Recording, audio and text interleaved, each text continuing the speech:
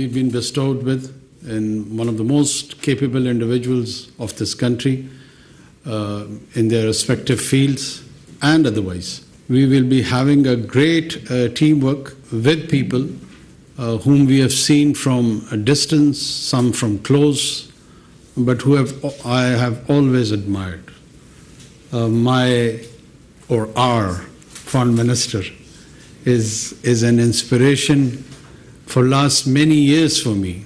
My friend, my colleague, Sir Faraz, who always leads from front, a very composed, dedicated, professional Dr. Shamshad, whom we have been seeing on the TV screen for many years, Jamal Shah, Murtaza Solangi Saab, Gohar Saab. If I am not naming anyone, doesn't mean that I'm not acknowledging you. I'm just giving you a feel that I'm really proud that we have got one of the best team. I'm hopeful that Almighty Allah would enable us to lead and steer this nation in this interim period. I'm very well aware that we are here for an allocated time. We do not have some perpetual mandate to serve this nation or country, but in given allocated time, हम कोशिश ये करेंगे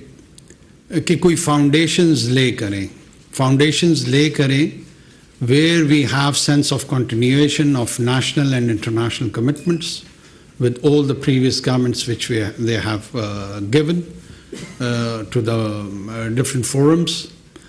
And in continuation of that, we will try to support the new initiatives, whatever the law and constitution allow us to do. Especially Special Investment Facility Council. This is a dream come true. Even as a child, when I used to think about Pakistan, we would have been told that Pakistan एक ज़राई मुल्क है. Pakistan के पास बड़े rich mineral resources हैं.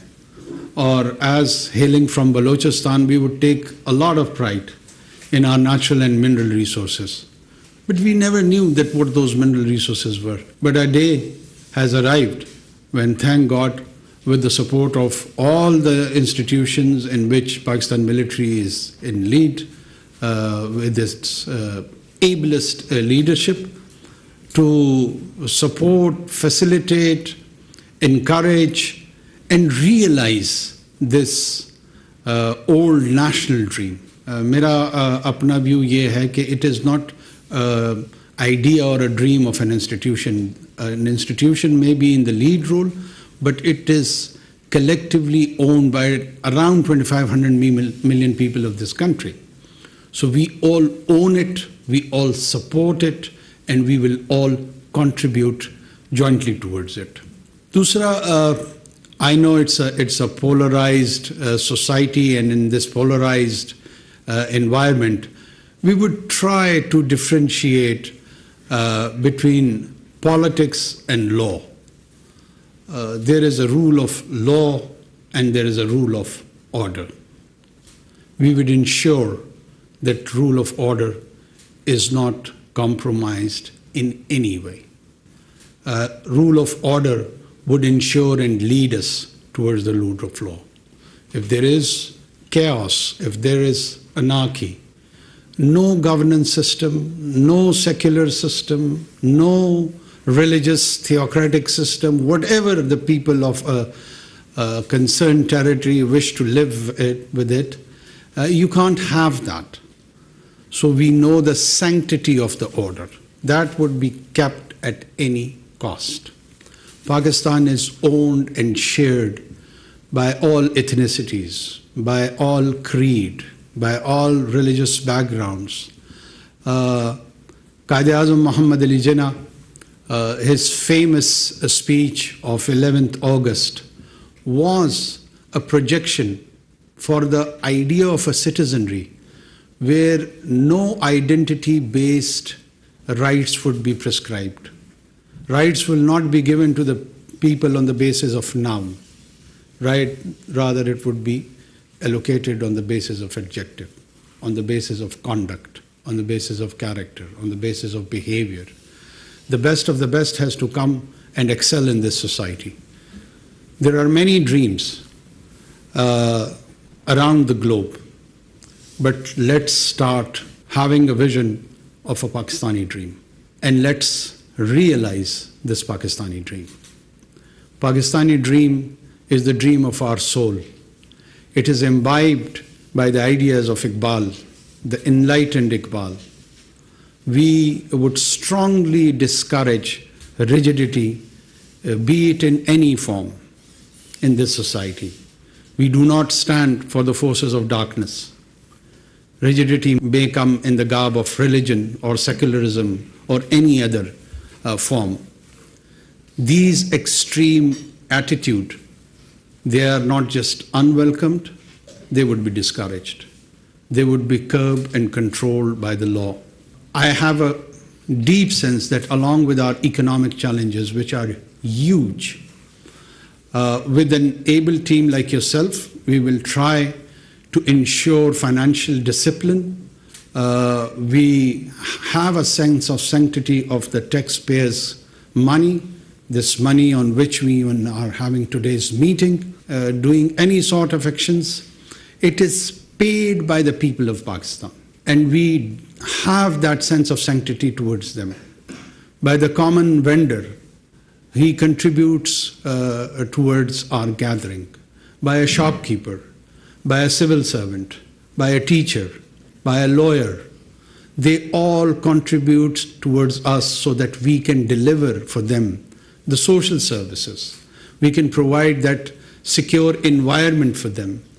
So that utmost duty, inshallah, maybe it is for a month, 2, 3, I don't know, or 3.5, whatever the allocated time is, we will demonstrate not through our words, but through our actions.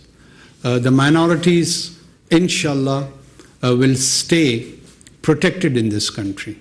There may be an attempt to harm them from a section of marginalized and peripheral group of people, but that would be responded sternly and strictly by the state and society both. Pakistani state and society does not align and identify with such elements. They may be from us, but they are divorced from us. They are divorced from our identity process. We do not identify with them. We want to keep ourselves distant to them. One of the main idea of Muhammad Sallallahu Alaihi Wasallam's message with all the monotheist tradition, with all the Abrahamic tradition, was, and will remain the idea of dhami or zami or minority. They always envisioned that there would be a situation where your community probably would be in majority. So when you are in a majority, the minority has to be protected, not on the basis that they would convert to your worldview, not on the basis that they have to have the same kind of world outlook. They can differ with you, but the basic human dignity, the security, their provision and sustenance has to be ensured by this divinely inspired idea. And Pakistan, alhamdulillah, was created on those tayyaba and noble principles. Pakistan is the product of noble idea. Pakistan is a romance. And let's start realizing that romance with today's first cabinet meeting. I'm sure you would be given some task, and I expect that within 3 to 4 days, with all the inline departments, we will be having briefings, and with Godspeed, we will start, inshallah, to deliver. Last but not the least, we have seen some sabotage activities on May 9th. I would explicitly express my not just discomfort, but it was a way of disappointment that how and where did we reach on that day. Not just that our military installations were attacked. Gentlemen and ladies, let me remind you, when I was growing up, a new virus was emerged by the name of AIDS, and it was acquired immunodeficiency syndrome. The nature of the virus was that it would attack the immune system of the body, and then you could have died. It would have been fatal even for a very mundane diseases like flu. So for any polity, if its immune system is attacked, it leads towards its fatality. And in our context, these emblems, these symbols are important. These state symbols, when they are attacked, state doesn't disappear or vanish within a day or two or week. It's a process.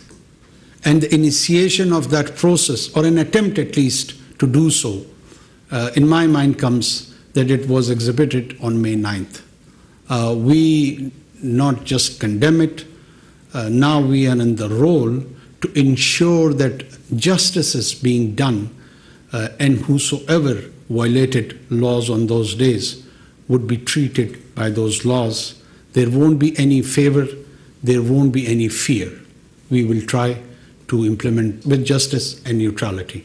Our core issue, Kashmir, cannot be ignored, as it does not lie in our memory or in mind. It lies in our soul. And body can transform, soul can't. So for us,